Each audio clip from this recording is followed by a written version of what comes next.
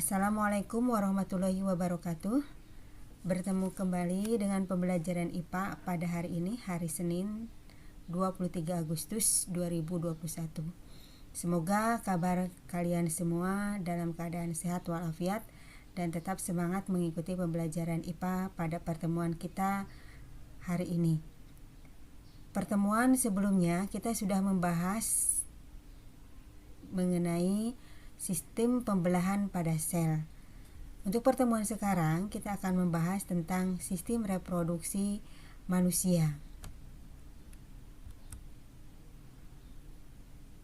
Pada sistem reproduksi manusia, kita akan mempelajari tentang organ-organ reproduksi pada manusia, baik laki-laki dan perempuan, di mana tentunya organ reproduksi pada laki-laki dan perempuan itu berbeda. Silahkan kalian simak peta konsep yang sudah ada pada slide berikut.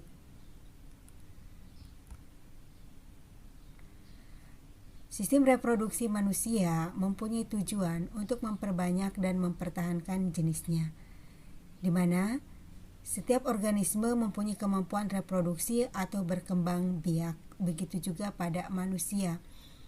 Pada sistem reproduksi manusia yang perlu kalian pahami di sini, bagaimana sistem reproduksi manusia tersebut dapat berfungsi dengan baik.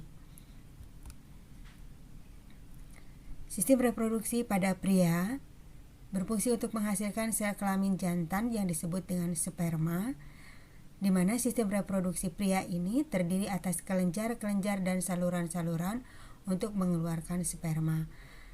Tabel di sana menjelaskan bahwa organ-organ penyusun pada sistem reproduksi pria berikut fungsinya. Untuk gambar bagian dari alat reproduksi pria sudah ditampilkan pada slide. Sistem reproduksi pada wanita ini berbeda dengan pada pria, di mana pada wanita terdapat sepasang ovarium yang berfungsi untuk menghasilkan ovum atau sel telur. Ovarium ini setiap bulannya bergantian menghasilkan satu sel telur. Setiap ovarium juga mempunyai saluran telur yang disebut dengan tuba Fallopi, di mana kedua saluran telur akan bermuara pada uterus atau yang kita kenal dengan istilah rahim. Leher rahim atau serviks ini berhubungan dengan tempat keluar bayi. Alat reproduksi pada wanita bisa kalian lihat pada slide yang ditampilkan. Berikutnya tentang proses fertilisasi atau pembuahan. Ketika ovum telah matang, ovum yang dikeluarkan dari ovarium akan menuju uterus. Proses pelepasan ovum dari ovarium sendiri dinamakan dengan istilah ovulasi. Setiap ovulasi ini secara standar kurang lebih 28 hari. Dalam perjalanannya ke uterus, ovum akan bertemu dengan sperma di tuba Fallopi. Hal ini terjadi, ovum akan dibuahi oleh sperma. Proses pembuahan ovum oleh sperma disebut dengan istilah fertilisasi. Ketika proses pembuahan berlangsung, hanya kepala sperma yang masuk ke dalam ovum.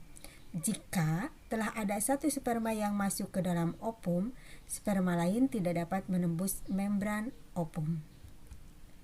Proses pembuahan yang terjadi di saluran telur ditampilkan pada slide. Pertumbuhan dan perkembangan embrio hasil fertilisasi akan menjadi sebuah zigot yang mana akan bergerak dari saluran telur menuju uterus. Selama pergerakannya menuju uterus, zigot ini akan membelah secara terus-menerus, di mana pembelahan yang terjadi adalah pembelahan mitosis atau pembelahan pada sel tubuh yang membentuk kumpulan sel yang dinamakan dengan embrio. Perubahan zigot menjadi embrio dan pergerakannya menuju uterus membutuhkan waktu kurang lebih sekitar 5 hari. Pada hari ke-7, embrio akan menempel pada dinding uterus atau pada dinding rahim.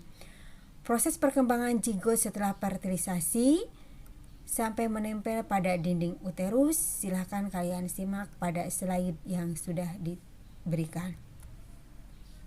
Setelah hari ke-12, terbentuklah lapisan luar ektodermis dan lapisan dalam endodermis pada embrio. Kemudian terbentuk lagi lapisan tengah yang disebut mesodermis. Proses perkembangan embrio setelah menempel di dinding uterus sampai terbentuk lapisan embrio pada hari ke-7, ke-9, dan ke-16 bisa diamati pada slide yang sudah diberikan. Pada minggu ke-8, struktur umum tubuh dewasa telah mulai terbentuk dan plasenta juga telah terbentuk. Sehingga embrio dikenal dengan janin atau fetus. Tahapan pertumbuhan dan perkembangan manusia, ini review pembelajaran kelas 8 ya. Bisa dilihat dari mulai balita, anak-anak, remaja ya, dewasa sampai dengan manula.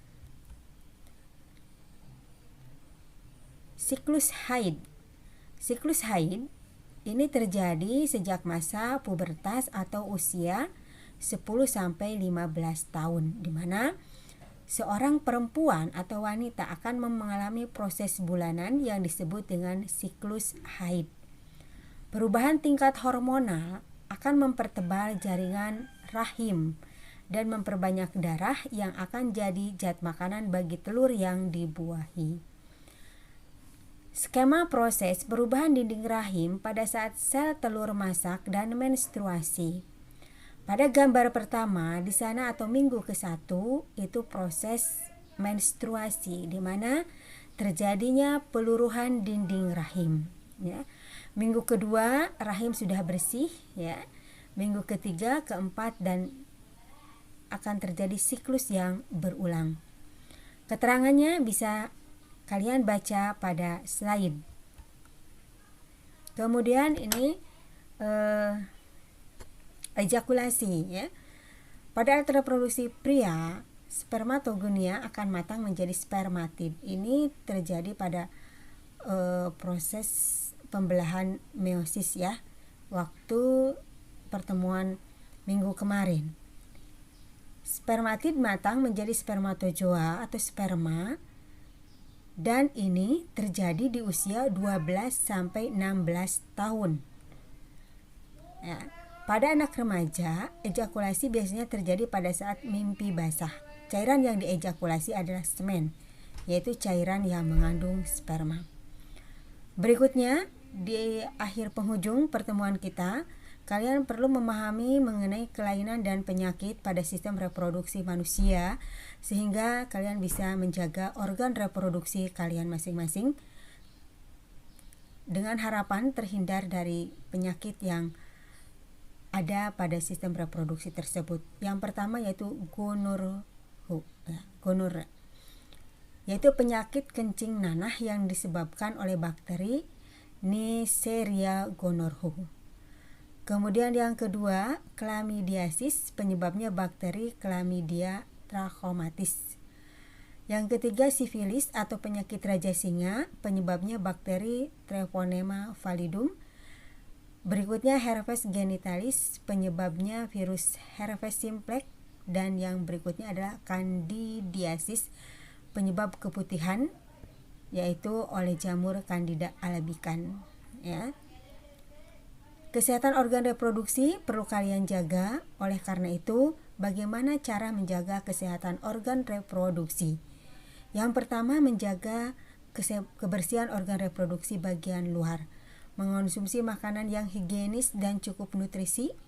Tidak mengenakan pakaian dalam yang terlalu ketat yang dapat menyebabkan peradangan pada organ reproduksi.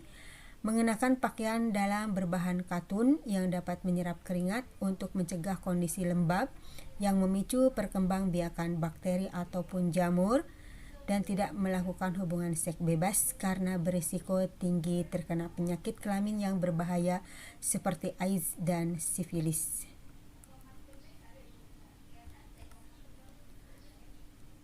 Selesai pertemuan kita pada hari ini. Tugas asinkronus yang harus kalian kerjakan pada pertemuan kali ini yaitu silahkan kalian jawab dengan benar pertanyaan di buku paket IPA kelas 9 halaman 49 bagian B. Jawaban dikirim ke Drive dengan waktu kurang lebih sampai dengan pertemuan luring kita pada hari Jumat. Diharapkan sudah selesai jawabannya. Sekian dari Ibu, terima kasih atas perhatiannya. Selamat belajar, tetap semangat dan jaga kesehatan. Wassalamualaikum warahmatullahi wabarakatuh.